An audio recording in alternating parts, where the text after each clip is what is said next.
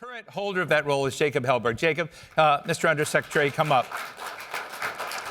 Good to see you. Thank you very much. Thank you. First of all, have a seat. Join our show. You are our final and coolest speaker today. You've got the best tie anyone has worn. Well, it's an honor. So congratulations on your confirmation and doing this. And you kind of, grabbed this by the horns. We've got we've got live C-SPAN here, and so hello C-SPAN viewers and many folks that are interested in the public policy questions of what are the component equities of America in the future of American economic growth. And so I want to ask you, and I really liked, Mark Warner's way of putting it. What do we have to break to get right, particularly as we sort of position the U.S.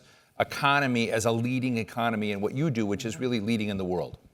Yeah, so first of all, it's so great to be here. And, I love that this summit is a summit that's focused on growth. I think it's a really great dovetail to mention the fact that we actually renamed my undersecretariat. It's no longer energy, it's economic growth, energy, and the environment. It's just economic affairs. And part of that, well, news. It's brand new. Wow, as of today? It's breaking news for all those watching on C-SPAN. I just tell you, it's way easier to put in a title of something. Right? Yeah. And well, that's why we changed it, because no one could ever remember the, a 9-word title. And so, but the biggest reason was really meant to be a symbolic step to express the fact that we're really focusing the mission. And when my undersecretariat was first conceived, it was after the Second World War, really during the heyday of economic statecraft. And President Trump has made economic statecraft a centerpiece of his entire foreign policy. And so it was an honor to be asked to serve. I was sworn in about a month and a half ago. I traveled to a handful of countries and had an opportunity to meet a number of my counterparts. Earlier this week, we laid out our economic security strategy, which I would love to share a little bit more with you because I think it helps answer some of the questions. Tell us. I mean, go ahead. So it has 4 pillars. It is the first pillar, and our top priority is securing our supply chains because, as some of your previous speakers alluded to, we have the best innovation engine in the world, but our biggest economic security risk is the global supply chain, and really is one big global supply chain, is incredibly brittle. And so ultimately, we want to get to a place where our innovators can keep innovating and making transformative products that people love without being held at gunpoint by coercive dependencies. And so next week, I'm actually convening a summit here in Washington with my counterparts from 10 different countries, and it's going to be all about supply chain security. The administration's been... I want to go. Can I drop your name? It's, we'll talk about that offline. So it's, the administration's undertaken a lot of different efforts on bilateral mineral deals, to help address some of our supply chain security dependencies. So that's number 1. Number 2, rebalancing trade. I don't need to walk everyone here through all the various efforts that the administration has undertaken to rebalance our trading relationship. But just to put that in context, we have a $1 trillion trade deficit with our top 12 trading partners when the president took office in January. And ultimately, our administration took the view that that's not sustainable. It's not good for our fiscal deficit. It's not good for the hollowing out of our industrial base, our manufacturing base, our communities in the Midwest, and the rest. And so we decided to take on this very thorny challenge. The U.S. Trade Rep, Commerce Department, Treasury, and the State Department, it's been an all-hands-on-deck effort to help rebalance those trading relationships. The third pillar is reversing, and it's actually related to the second, which is reversing decades of deindustrialization. This is an issue that the president has actually been passionate about for a very, very long time. And it's a passion that I share, so much so that in 2020, I actually wrote an op-ed in Foreign Policy magazine entitled "Deindustrialization is Disarmament." And being a country that produces incredible services is amazing, but ultimately part of what we saw during COVID is we can't make bullets with Facebook ads. We need to be a country that actually builds and makes things here for our most essential products. And so ultimately, the president has really unleashed a shock therapy combination of tax breaks, deregulation, trade incentives, and energy in order to really help create a supply side environment that is conducive to CapEx investing in this country. And I'm happy to report, since we're here to talk about growth, that CapEx investment, especially AI CapEx investment, contributes to a third of our overall GDP growth, which continues to be very, very strong. And the last pillar is we're using economics to stabilize conflict zones. And the reason why that matters to Americans is because... And you did that today. And exactly, where you just came from. That's exactly right. That's exactly right. You're very well informed. So the Democratic Republic of Congo and Rwanda are in town. They signed the historic Washington Accords.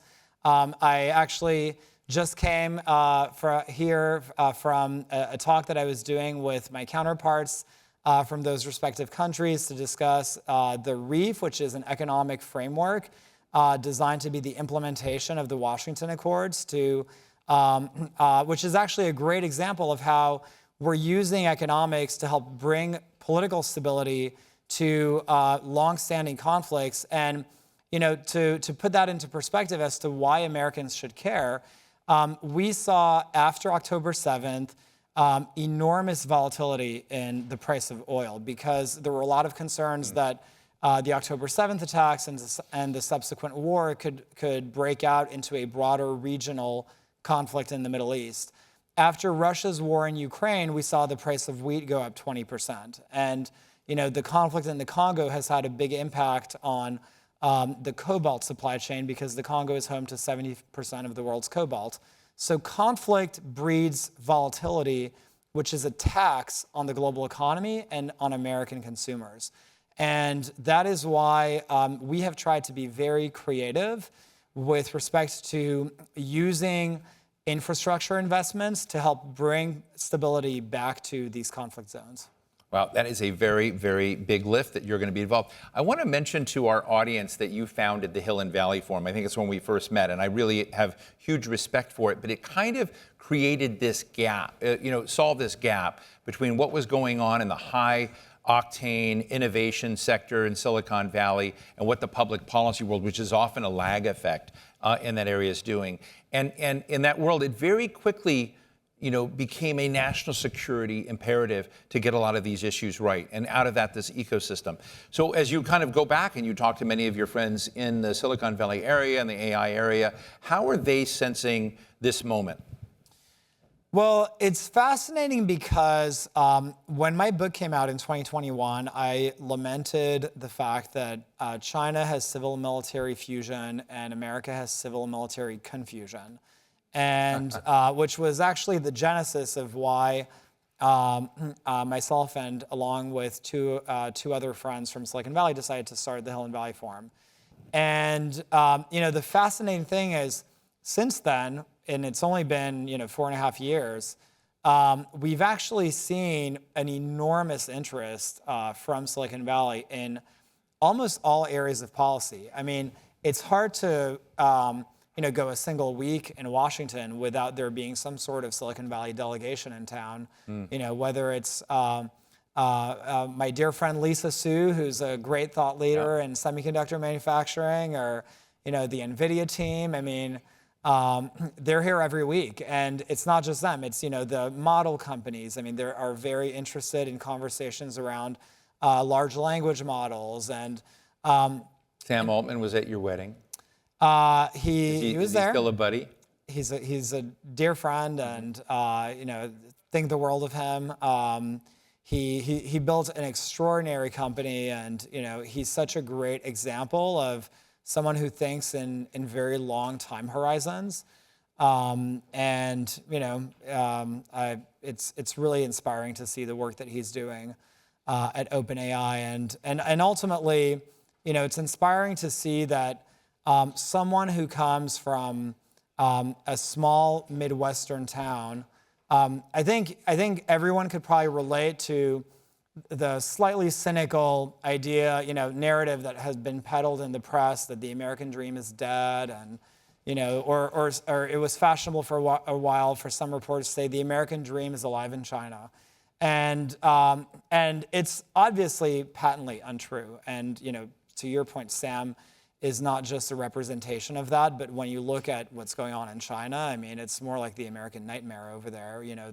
Jack Ma, I mean, does anyone know where he is? And it's very sad to see what's going on. A lot of their elite are running out to Singapore and Japan, and but ultimately, we're very fortunate to have world-leading model companies.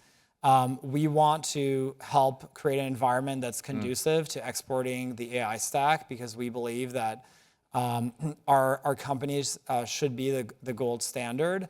And we also view the economy in a non-zero-sum way.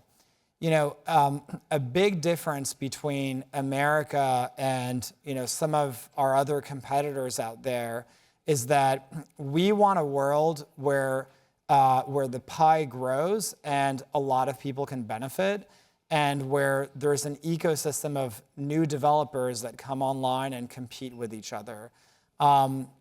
The alternative vision that's being portrayed, that's being pushed, is really a world where you basically have a handful of players in a very concentrated geography that kind of dominate every industry. And ultimately, I don't think that's a very inspiring vision. Let me just ask you finally, and we're going to have cocktails after. You're welcome to hang out if you like. I'm just really interested in the question of what success is going to look like, or what failure will look like. I mean, I know that you're driven that way. This town is not. This town is driven by risk aversion, usually, and I think maybe that's changing. And I was sort of interested in this question of what do you got to break to get this town right. I was telling this story. I was in Silicon Valley once at major CEO's home. You would know who it is, and the topic that night was, could technology end death? And somebody in the room, DC type, said, oh, that's going to be terrible for entitlements. And so, part of the, the tension between Silicon Valley innovation and this other, but I'm interested in somebody like you coming from that world into Washington, and are we choking on our, own inertia? How easy is it going to bring everyone on? And as you've been here for a month and a half in this job, is it working? Well, I mean, I think it's hard to look at the first year of the Trump administration and say that this administration hasn't moved incredibly fast. I mean, over a dozen trade deals, 7 or 8 peace deals. I mean, I lose track of them.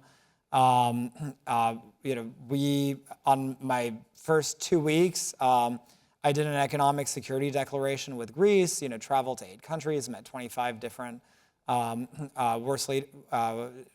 foreign counterparts of mine. The tempo in this administration is incredibly fast. And, it's my first time serving in government, so it's hard for me to have many points of comparison. But I guess if it's unusual, I suspect it's probably related to the fact that a lot of people in this administration have come from the private sector and just have this, desire for speed. But I think it really has to, I think we really have to give credit to the president, because ultimately these types of things really flow from the top. I mean, if the president didn't operate that way, if he wasn't someone who valued speed and results and drive, I don't think any of us would be able to operate this way. But ultimately, he's given us a mandate to do that, and it's just rippled out throughout the administration and across the bureaucracy. So I think it's great. Well, we're going to have to end it there. I want to really thank Jacob Helberg, the Undersecretary of State for Economic Affairs. There we go. Jake, thank you so much. Great to see you, man. Thank you very much. Great.